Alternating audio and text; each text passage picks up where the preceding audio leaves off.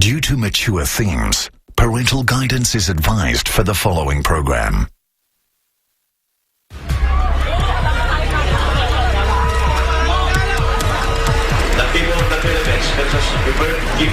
It is one of Philippines' most sensational stories. It was the trial of the century.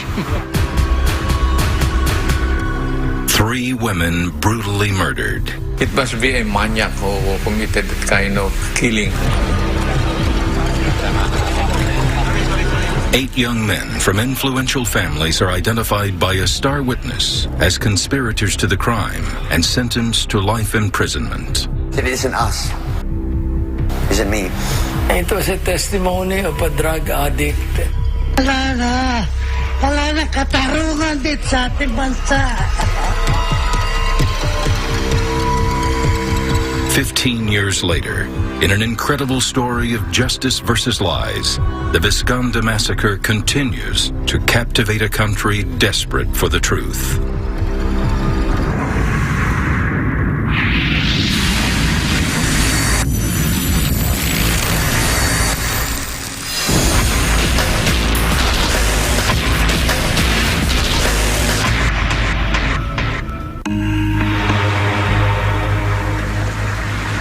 BF Homes Parañaque is a quiet and secluded suburb 20 minutes drive south of Manila. The carefully planned village, with wide open spaces, is home to 12,000 middle and upper class households. All movement in and out of the village is closely monitored by armed security guards. But on the morning of June 30, 1991, residents of this exclusive community wake up to shocking news. A mother and her 2 daughters are found brutally stabbed to death in the bedroom of their bungalow. They are identified as Estrelita, Carmela, and Jennifer Vizconde. Rodel Vizconde, a close relative of the victims, recalls rushing to the scene within an hour of the gruesome discovery. Si Carmela nasa floor, si Jennifer nasa kama besides her mom, nandoon na nakatali rito. And during that time, si Carmela meron pang pasak na punda ng unan. The murders were brutal. Rodel's aunt, 47-year-old Estrelita, had been stabbed over 12 times. Her 18-year-old daughter Carmela was raped and stabbed 9 times. Most shockingly, 7-year-old Anna Marie Jennifer was found murdered with 19 stab wounds. Gerardo Biong, the first police investigator on the scene, remembers the carnage and intensity of the crime. Abay, brutal. Tatatlo ba naman na mag-iina at saka bata? Yung isa makita kung duguan hindi pangkaraniwan yun, bata. Napasigaw nga ako rin, sa totoo lang Kako mahuli lang kita. Kung pwede kitang lulukin kita.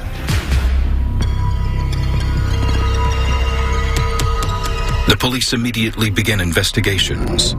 The husband and father of the murdered girls is in the United States, and there are no witnesses to the crime. Fingerprints and photographs are taken from the crime scene. Satisfied with the investigation, Police Inspector Biong gives family relatives permission to clean up what turns out to be vital evidence. So on that day, Sunday, pagkatapos namin nagkuha ng fingerprint, doon na nagsabi na, pwede na kami maglinis. Kako, pwede na, tapos na kami. Umuwi na kami. Kasi daw nangangamoy, Tito Mar doesn't know naman, hindi pala kailangan sunugin yung mga ganun, hindi pala linisin, dapat i-preserve mo yung crime scene. Ito nga Bion nagpresenta na, sige, I'll join you. Parang doon sinamahan niya si Tito Mar, siya yung pumili ng mga dapat na sunugin during the time. We were not talking that much about DNA. And unfortunately, that was not an option. Because the laboratories at the time could not do it. But you make the most of what you've got. And that means, once you decide to burn it, that means you've given up. Have you exhausted everything, or you don't care? Epimaco Velasco, an officer from the National Bureau of Investigation, is assigned to the case. With so much vital evidence destroyed, he is forced to focus on the murdered family's background, But there are few clues to explain why the Vizconde women were murdered with such ferocity. It was doubly difficult for us to reconstruct the events. Nobody would do that kung halimbawa nagalit ka lang, revenge out of revenge. You will commit such unspeakable brutality yan eh. Most baffling for Velasco is motive. The Vizcondes were not especially wealthy and had no known enemies. Eh, mga babae yun eh. Wala naman dahilan para to pick up on the Vizconde. Hindi naman masyadong sikat na sila Vizconde at that time. The family was very close. The murdered children, Jennifer and Carmela, were ordinary, loving kids who doted on each other. 7-year-old Jennifer, in particular, was very protective about her older sister. Napaka-sweet ng bata and talagang makaate. Don't say something na bad against the ate and siyang unang-una mong alam, oh, your ate is pangit, your ate is masungit. No, ganyan. 2 days after the murder, father and husband Lauro Vizconde returns home. At first, he is spared details of his family's slaughter. Every time na may media na dumarating sa wake, sinasabi namin, please don't give him the details yet. What happened? When Lauro Vizconde finally discovers the details of what happened to his family, he is traumatized. Hanggang sa mailibing kasi si Carmela, silang tatlo, Tito doesn't know the exact situation, what happened, until immediately after ng libing, nagkaroon ng meeting ang family. Sakto, nagkakaroon ng news during that time and sinabi doon na Carmela was raped, 13 yung saksak ni tita, Jennifer, the youngest, was stabbed 18 times. Saka lang sinabi niya sa akin, hindi mo sinabi sa akin, rape pa pala yung anak ko. As the details of the grisly murders filter through to the public via the press, the police find themselves under increasing pressure to solve the crimes, and fast. But it takes 3.5 months before the police announce a breakthrough. They get a tip-off that a group of renowned house burglars are behind the Vizconde slayings. They pursue the lead and arrest 6 men. The 6 men, all notorious criminals from the Akyat Bahay gang, confessed to the murder of Estrelita and Jennifer and the rape and killing of Carmela Vizconde. They admit also that after the murders, they fled the crime scene with cash and jewelry worth 140,000 pesos. The police validate the confessions by announcing they have retrieved the stolen goods from pawn shops and declare the case closed. But the surviving Vizcondes are not convinced. Many details and the alleged confessions do not match up with the facts. Nagsalita sa amin, sabing ganon, pinatay ho talaga namin yung mag-iina ninyo eh. Saan nyo dinala? Doon po sa second floor ninyo. Sabi namin second floor, bungalow lang yung bahay walang second floor. Yung isa naman, sinabi namin, paano nangyari? Ang sagot sa amin, palabas na ho kami, hinabol ho kami ng aso. Dali, wala naman kami aso eh. So, yun yung sabi na talagang fall guy to. Despite confessing to the murders, the suspects then completely retract their statements, telling the awaiting press that they were tortured into making a confession. All charges are dropped. Over the next 2 years, the NBI follows several new leads and picks up a number of suspects for the Vizconde slaying, but none of the charges stick. We pursue our own investigation. We interviewed witnesses. We invited so many witnesses. But the case seems to be at a complete standstill. Then the NBI gets a new break. They hear rumors that the Vizconde killings may have been committed not by ordinary thieves, but by drug-crazed adolescents. No one in his right mind, unless there was some important reason why he will so violent, he will be under kind of rage. He will do that. I could attribute that to drugs. And these murderers weren't ordinary kids. They came, it is said, from prominent families. Meron suspicion a son of a prominent politician was the one involved because unfortunately, meron siya konting reputation that he was using drugs.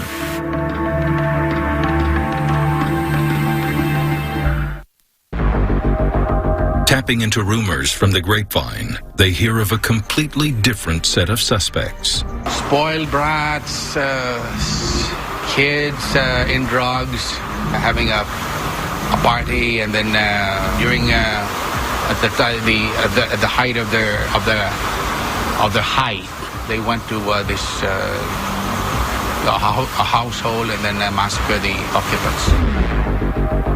To begin with, the rumors are vague, unfocused. But then a name catches the National Bureau of Investigation's attention, and it's one they know well. 27-year-old Hubert Webb, son of Parañaque Congressman Freddie. Manila is a small town. Everybody practically knows everybody else in prominent circles. Hubert, on account of his being a politician's son and his being a sort of a spoiled brat, was notorious in his village because there were talks that he used drugs. It doesn't take long for the press to pick up on the rumors about Hubert and the notorious Vizconde killings. Hubert's father, Freddie, remembers when he first heard his son might be a suspect.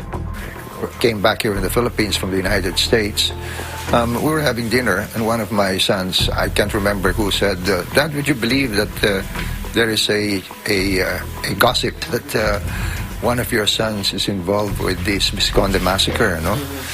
And we considered it like a laughing matter, no, because one of my sons. So I was saying, knowing my sons, they're not capable of doing something like this. But the National Bureau of Investigation takes the rumors about Hubert Webb's involvement in the killing very seriously. They bring 2 house helpers who were living and working at the Vizconde residence when the massacre occurred to Congressman Freddie Webb's house. The NBI agents are hoping that they can identify Hubert at the crime scene. They went to the house and told me, "Can I have the 2 maids of the Vizconde enter here just to see and identify if indeed any of your son is involved in the Vizconde Massacre? Please do." So the 2 maids enter. I showed them the picture of Michael, my son, and I showed the picture of Hubert. Now, the maids look at it, and then they said no. They were saying no.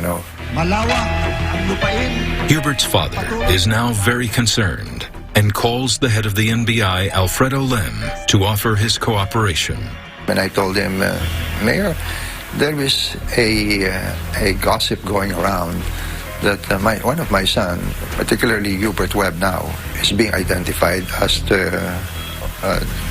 one of the people involved in the massacre of the Vizconde family." I told him, "He's now in the States.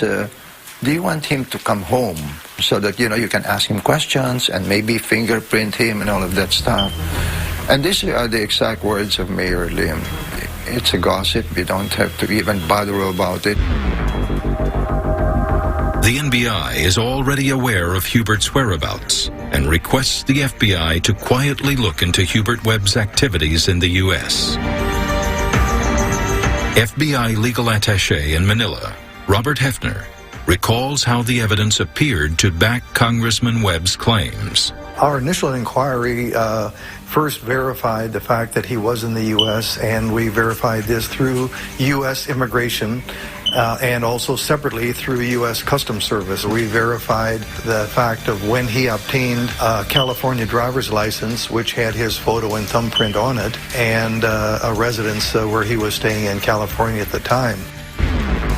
Convinced of the FBI findings, the Bureau clears the name of the congressman's son during a congressional investigation into the Vizconde slayings.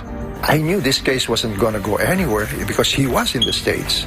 If you are to talk to Mayor Lim, he's going to tell you, even Epi Velasco, they're going to tell you that the people that did this certainly was not Hubert Webb, because they double-checked on his all of his credentials, from his passport to his ticket to his passenger manifest to his visa to his entrance in and out of the United States. So they know he was there. Plus the FBI report. Do not forget the FBI report, because that's very vital. The NBI looks elsewhere for the murderers. Marami kaming kinuwestiyon ng mga laborers. Hundreds of them. We invited them to the NBI. We subjected them to polygraph and intense interrogation. Pero nothing came out of it, unfortunately. Hungry for justice, Manila journalists increased their pressure on the Philippine government to get results. Then, 4 years after the notorious slayings, the NBI announces an astonishing breakthrough. It was just supposedly a gang rape. They say that a new witness has come forward with a startling allegation that several members from some of Manila's most elite families conspired to rape Carmela Vizconde, then kill the rest of the family to conceal their crime. The witness's name is Jessica Alfaro. Did you witness the rape or the killing? Yes, the rape. Alfaro, in a shocking statement to the press, fingers Hubert Webb as the mastermind behind the Vizconde murders. She claims that he had 7 accomplices, all from wealthy families. Among them, Antonio Tonyboy Lejano, son of movie actress Pinky De Leon, Michael Gatchalian and Miguel Rodriguez, sons of prominent lawyers, Peter Estrada, son of a wealthy businessman, Pike Fernandez, son of a retired admiral, Joey Filart, an alleged relative of a police general, and Dong Ventura, son of a businessman. In an explanation as to why she didn't come forward earlier, Alfaro confesses that she herself has a history of drug addiction. First, kasi I was scared. Siyempre, I was scared. At the same time, nakakita ko ng outlet to cover up yung trauma yun, which is drugs. And then, thirdly, I forgot about anxiety. You forgot? Yeah, because of the outlet I found. She alleges that Hubert and the murder gang were high on drugs when they slaughtered the Vizcondes. And then Jessica Alfaro makes one final shocking claim. She says that the first police investigator, Gerardo Bion, who had authorized the cleanup of the Vizconde house, was in on the crime. The spotlight is back on Hubert Webb and his unknown accomplices.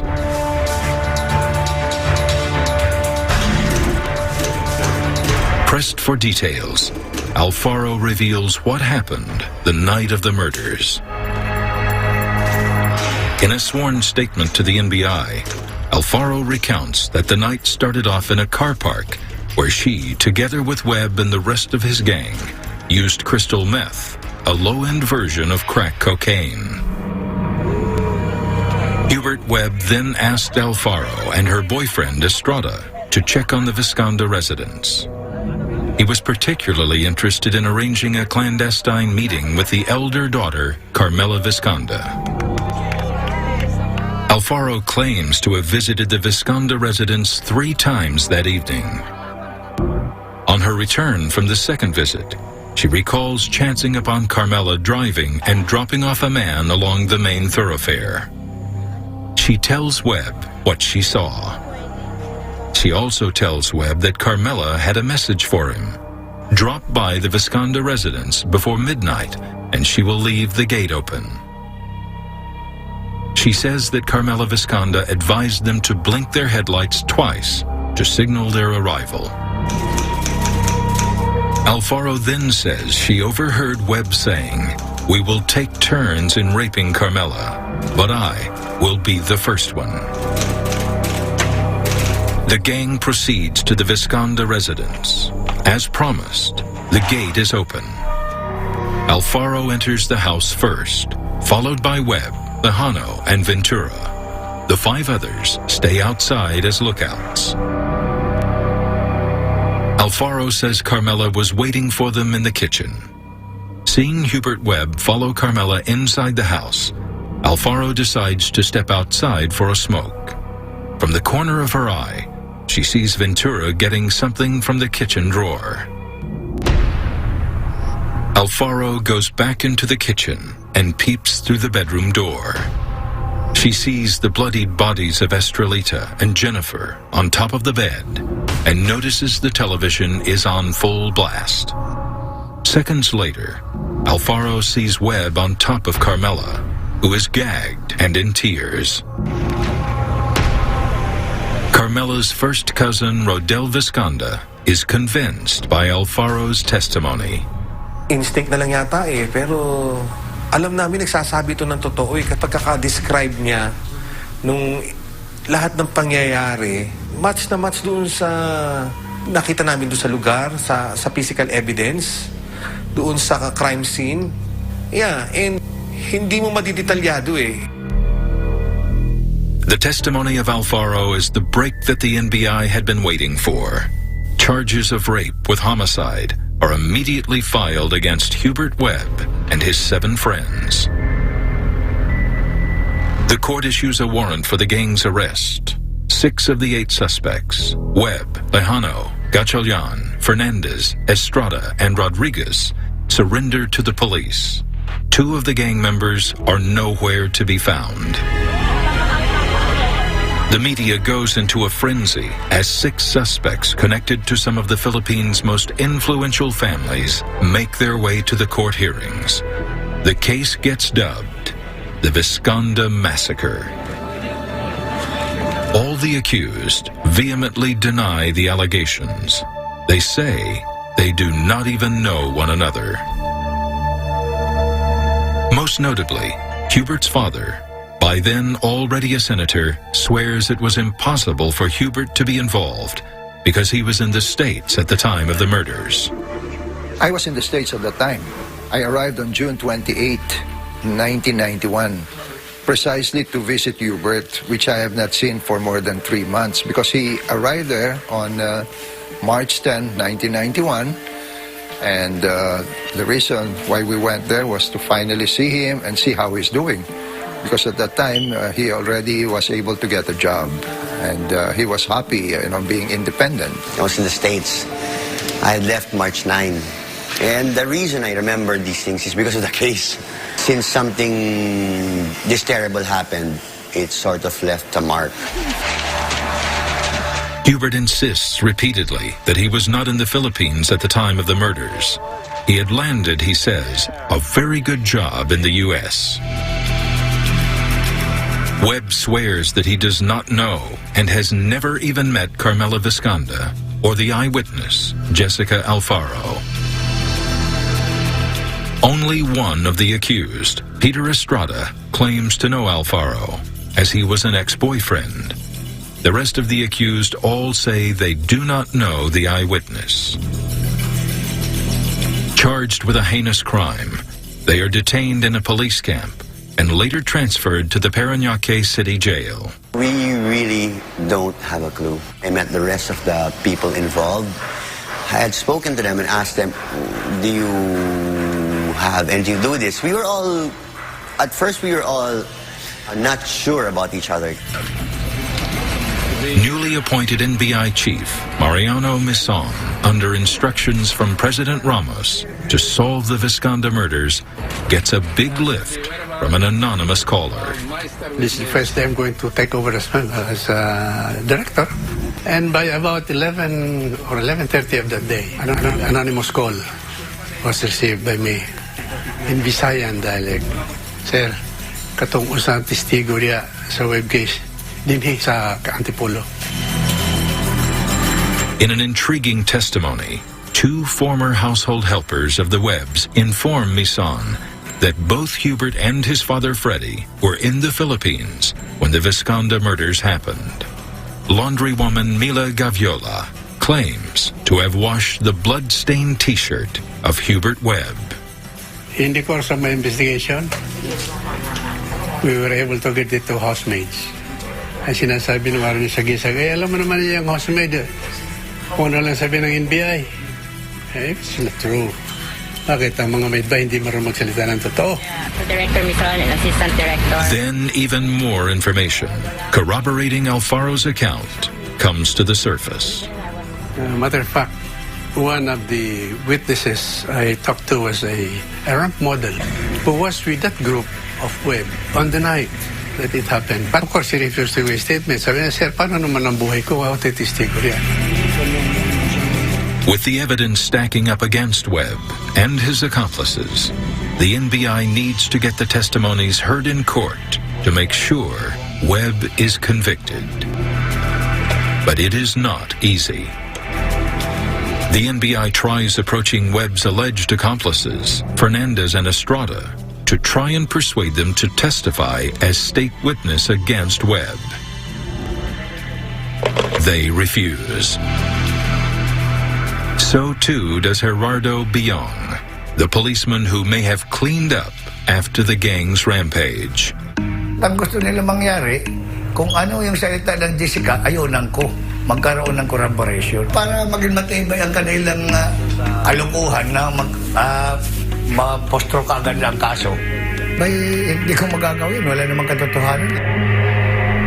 Hiring top-caliber lawyers, the Webbs are assured that Hubert will be released, as the evidence that he was in the United States is overwhelming. We had said that any evidence we present, a single one that if you can find to be tampering, that's fake, we would gladly walk here already. He said he would walk back to jail. We were all confident that I would be out by Christmas. But the confidence would be short-lived. The most awaited marathon court hearings start in October 1995. Tension grips the court on the day Alfaro comes face-to-face with the accused Hubert Webb and the rest of the gang. Prosecution eyewitness Jessica Alfaro sticks to her story and pins Hubert Webb to the scene of the crime as the mastermind of the murders. Two former household helpers of the Webbs, Nerissa Rosales and Mila Gaviola, also confirm that Hubert, as well as his father Freddie, were in Manila at the time of the murders.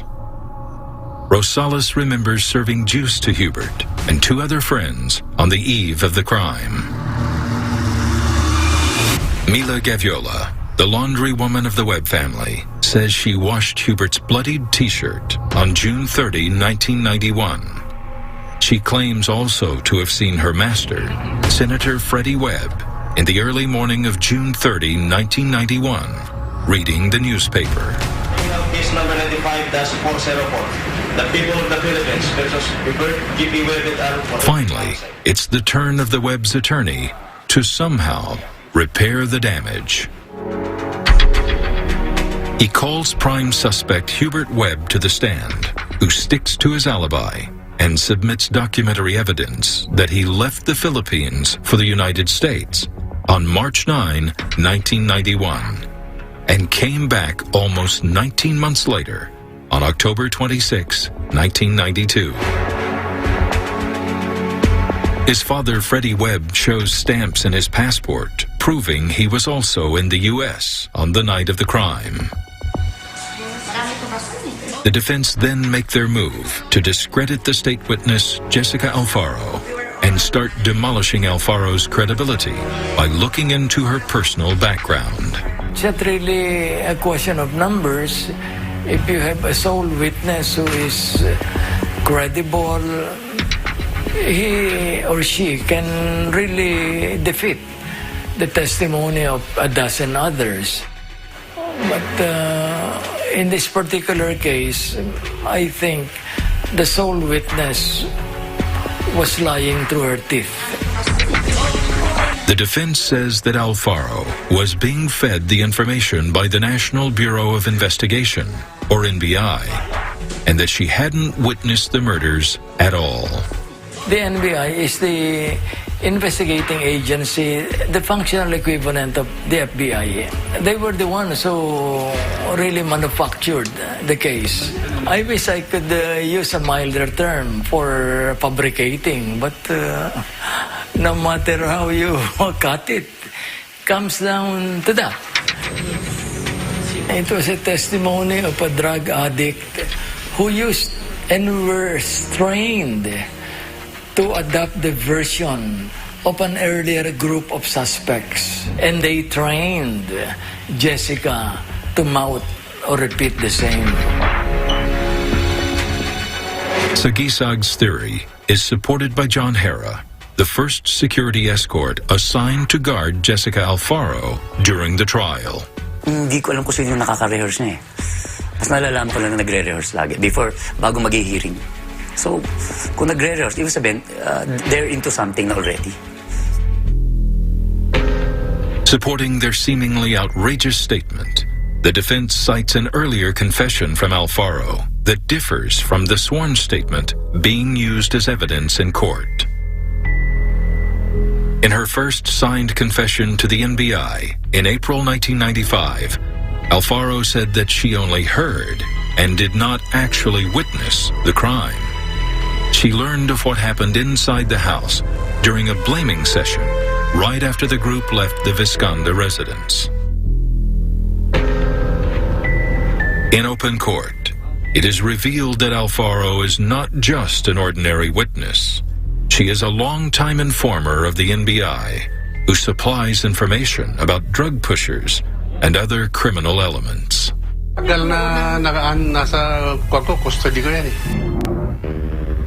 Hubert Webb's lawyers then focus on a key discrepancy in Alfaro's story, her claim to have witnessed the crimes by peeping from a bedroom door that was left ajar. The defense calls on the Vizconde's domestic helper, Belen Domentita, who knows the bedroom's layout and tells the court that it was improbable that Alfaro could have seen what she claims. Lawyer Zenaida Acorda was with the prosecution and defense panels during a visual inspection of the Vizconde residence before the start of the trial. When you open the door, you cannot see the bed. You cannot possibly see what Jessica said she saw in her affidavit. Alfaro revises her story in court. She says she did actually step inside the bedroom when she could not see anything from peeping through the slightly open door. We demonstrated that when you open the door, you could not have seen what she said she saw. That is why during the court testimony, she changed her version. But Judge Amelita Tolentino accepts Alfaro's explanation of the discrepancies in her two sworn statements. The trial judge prevented the defense from cross-examining Jessica on the first affidavit. With Jessica Alfaro's testimonies upheld by the court, the defense turns to the accusation that Webb was in Manila at the time of the killings. The FBI turns over to the court a number of documents upon the request of the Philippine government. It verifies Webb's alibi through the accused's travel records with the U.S. Immigration and Naturalization Service, or INS. Manila journalist Ramon Tulfo confirmed that Hubert was, according to the evidence, in the U.S. I interviewed the family that Hubert stayed in, his uncle, his aunt, and then neighbors. But the big one was the owner of the bicycle shop where Hubert Webb bought his bicycle on June 30, 1991. Despite the documentary evidence, the NBI and the prosecution panel continue to insist that Webb was in Manila at the time of the murders. They say that although he is confirmed as having left Manila for the U.S. in March 1991, he could have returned to the Philippines, committed the murder, and sneaked back to the United States without being detected any time after that. But Webb is able to present certifications from U.S. and Philippine government officials that after arriving in America on March 9, 1991, he never left the United States until after October 1992. There was this computer printout which printed the dates of entry and dates of departure. And it was clearly stated there, date of entry, March 9, 1991, date of departure, October 26, 1992. No other record of any entry or departure in between. And these are certifications issued by no less than Secretary of State Madeleine Albright, Secretary of State Warren Christopher, U.S. Attorney General Janet Reno, and the Office of Commissioner Andrea Domingo of the Philippines. Even the FBI's Robert Hefner says the scenario painted by the NBI and the prosecution is highly unlikely. It would be very difficult to fake documents such as U.S. immigration records, U.S. custom records that we obtained. I would say it would really be impossible for someone who's in the U.S. who's there legally in the U.S. In other words, he arrived, his passport is stamped through immigration. It would be very difficult, if not impossible, for that person to leave and then come back in the U.S. without going through that same process. The NBI's Masson vehemently disagrees. Because he doesn't know what's happening in our immigration. They just go by the record. But it is, well, practically common knowledge. You want to leave the country, huwag mo istampan yan. Lalo yung mga nag-immigrant, palalabasin na lumabas na hindi naman. To back up Hubert's alibi, the Webbs request the FBI attaché to testify in court about the FBI findings, but the U.S. government turns down the bid. On many type of cases, different governments will not allow diplomats to testify. Not one, in other words, it's strictly a domestic matter. Being in the Philippines in a diplomatic position, the U.S. government would not let me testify at that time. The other 5 imprisoned murder suspects had their own alibis, detailing where they were and what they were doing at the time the crime happened. But aside from Webb, only Lejano took the witness stand. Estrada did not even present any evidence to prove his innocence. Incredibly, all the accused adopted the evidence and relied on the alibi and denials of Hubert Webb. It's a matter of legal strategy. Whatever evidence is presented in court, you can actually adopt as your own evidence. Sinabi na all for one for all. Yan ang kanila. As the spotlight is on the court battle between the prosecution and the Webbs, the manhunt for the 2 other accused who are at large, Joey Filart and Dong Ventura, quietly takes the back seat. Nag-disappear na lang sa record wala na Because wala naman sila mabanggit na talagang specific act na ginawa It was just mentioned in the course, kasama ron, somewhere in what occasion. With the prosecution contesting Hubert's alibi every step of the way and clearly enjoying the upper hand, the defense comes up with another plan. Webb's lawyers petition the court to order a DNA test on the vaginal smear taken from the corpse of Carmela Vizconde during the autopsy. They argue that if the sperm specimen in the vaginal smear does not belong to Hubert, then it proves that he did not rape Carmela as claimed by Alfaro. But Lady Judge Tolentino junks Webb's petition. She says the technology for DNA testing is not available in the country, and more importantly, not yet accepted as evidence in Philippine courts. The judge also cites the possibility of the vaginal smear being contaminated because of the frequent and long brownouts that hit the country in the early 1990s. In the course of the trial, Judge Tolentino rejects 132 of the 142 pieces of evidence submitted by the Webbs. Despite the daily hearings, the trial lasts 2.5 years. Judge Tolentino hears the testimonies of 102 witnesses, 7 for the prosecution and 95 for the defense. 8 lawyers representing all the accused take turns in grilling prosecution witnesses, particularly Alfaro. The petitions and motions for reconsideration filed by the defense before the lower court, Court of Appeals, and the Supreme Court adds to the delay. In November 1999, and with time running out, the Webbs ask for the testimonies of 5 more witnesses who are working in the U.S. to be taken into consideration as evidence that Hubert was not in Manila at the time of the murders. The Supreme Court denies with finality the motion of the Webbs. We respectfully move that this... After almost 5 years since the trial began, Judge Tolentino finally makes her decision. January 6, 2000, 9 years after the murder of the Vizconde family, hundreds of people crammed their way to the Parañaque Regional Trial Court to await the verdict of the 6 sons of rich and influential families charged with homicide with rape. All eyes are on the lone judge, Amelita Tolentino. Television and radio stations cover the event live. The people of the Philippines versus Robert G.P. Webb et al. For rape and homicide. At 8:30 a.m., the clerk of court starts reading the 186-page decision.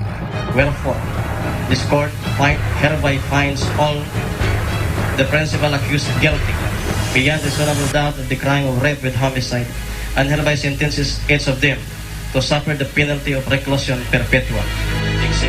Judge Tolentino sentences life imprisonment to Hubert Webb, Peter Estrada, Hospicio Fernandez, Michael Gatchalian, Antonio Lajano II, and Miguel Rodriguez. This court likewise finds the accused Gerardo Biong guilty beyond reasonable doubt as an accessory. The court sentences police investigator Gerardo Biong to 11 years in prison as an accessory to cover up the crime by destroying vital crime scene evidence. Wala po akong pinagsisisihan eh. Kasi malamang din naman kung halimbawa ako nagbaon ng mga tao na hindi naman totoo, baka ang karma noon mas maaga, baka napatayin na ako. As he listens to the verdict, Webb drops the usual brave front and sobs. In the public gallery, the parents and siblings of all the accused are overwhelmed with emotion. We knew we were going to get hit already because we saw how it was going. It was really one-sided. If you look at the transcripts, we never won an objection. We'd probably win 1 out of 10. They would win 10, we'd win 1. On behalf of Widower Lauro Vizconde is overjoyed, but aware that the accused will contest the decision all the way to the Supreme Court. He expresses relief for the partially gained justice for his murdered wife and 2 daughters. In making her decision, Judge Tolentino sides with the testimony of the eyewitness.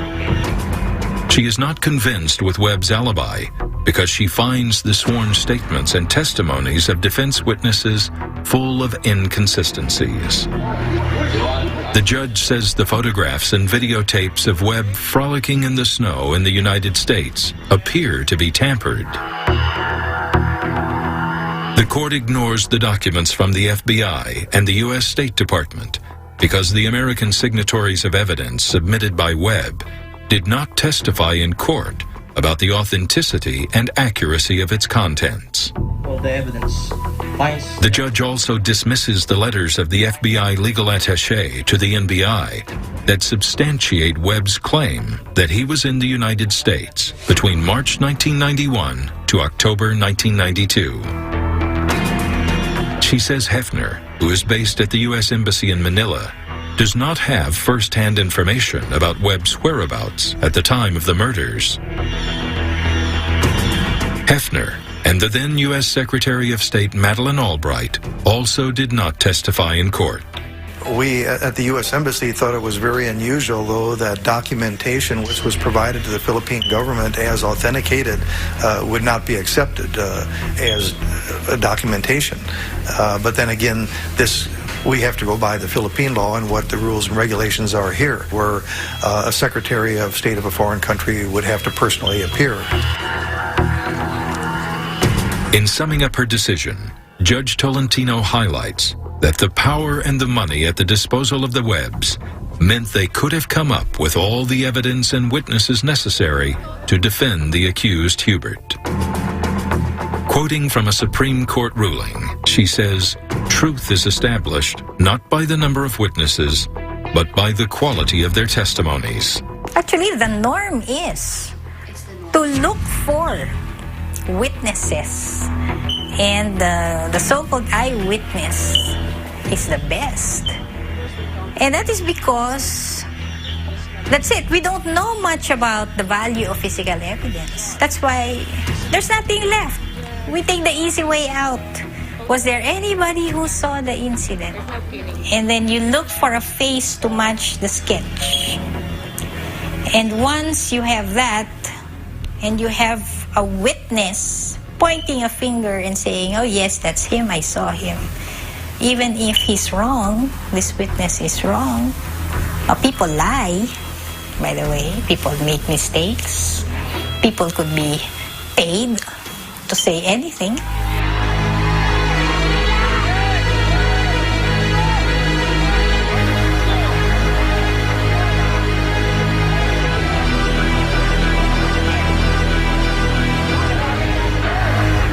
The Webbs appealed the lower court decision, but in 2005, the Court of Appeals upholds the ruling of Judge Tolentino 3-2. The Vizconde Massacre case now goes to the Supreme Court for automatic review. Despite losing their appeals, the Webbs swear by Hubert's innocence. They elevate to the Supreme Court Hubert's appeal for a DNA analysis, even volunteering to pay for it. Consulted by the Webbs on DNA testing, Dr. Raquel Fortune, a renowned forensic pathologist, believes DNA analysis could prove the guilt or innocence of Hubert Webb in the Vizconde Massacre case. But they're willing to pay because they're serious, they're sure it cannot have been him, and therefore his DNA is not there. 13 years after Webb's appeal, the Supreme Court grants his request for DNA testing, but the High Court order cannot be undertaken. The vaginal smear taken from Carmela Vizconde containing the DNA is missing. Both the NBI and the lower court claim that the specimen is not in their custody. The Supreme Court halts any further DNA investigations. Enraged, the Webbs filed an urgent motion to acquit Hubert because of the failure of the government to preserve vital evidence that could prove the innocence of the accused. They say Hubert was denied due process, which is grounds for an acquittal. The DNA examination would have conclusively shown that the person who had access to Carmela would have left spermatozoa in the corpse of Carmela. And that which was taken from the corpse of Carmela Vizconde would have shown who was the one who had access. And it would have shown that it was not Hubert Webb.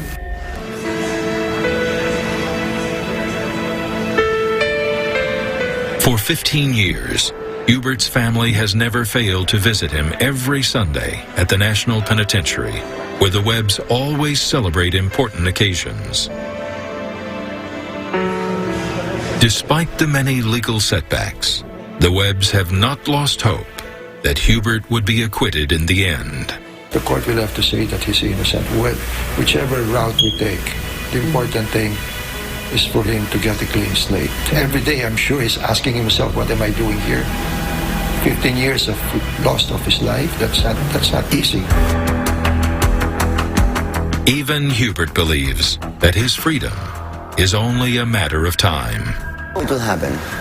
Somehow it will happen. I think the most important thing we have to always have is hope. Even when our chips are down, as long as we have hope, there's still something to fight for. To him, the most worrisome aspect of the case is that the real killers are still on the loose.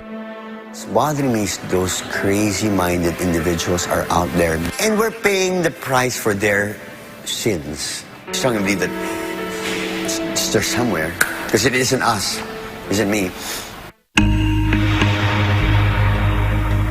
December 2010, 2 months after backtracking from the order for DNA testing, the Supreme Court catches the whole country by surprise.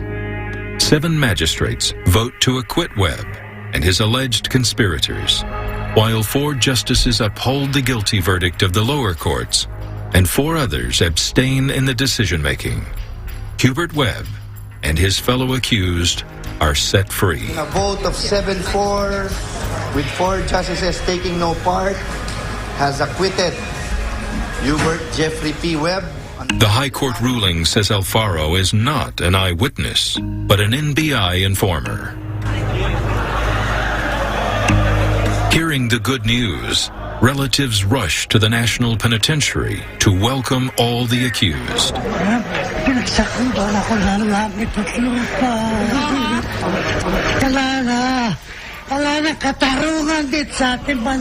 From his residence, Vizconde receives the shocking news. He is devastated. Ito nga ang mga awis natin. Ako kung may pagtitiwala pa sa ating justisya sa ngayon. While lawyers of Laura Vizconde ask the court to reconsider its decision, families of the accused prepare to file cases against personalities responsible for robbing 15 years from the life of their 6 young loved ones. Among those likely to face charges are Judge Tolentino, Jessica Alfaro, agents of the National Bureau of Investigation, and prosecutors who built and handled the case. Pwedeng ganun? Kailangan namang managot. Sino bang mananagot dito? 15 years nagdusang anak ko. It has to happen. The facts, the truth has to be there in the next several weeks. The Justice Department joins the fray and announces a reinvestigation of the Vizconde Massacre case.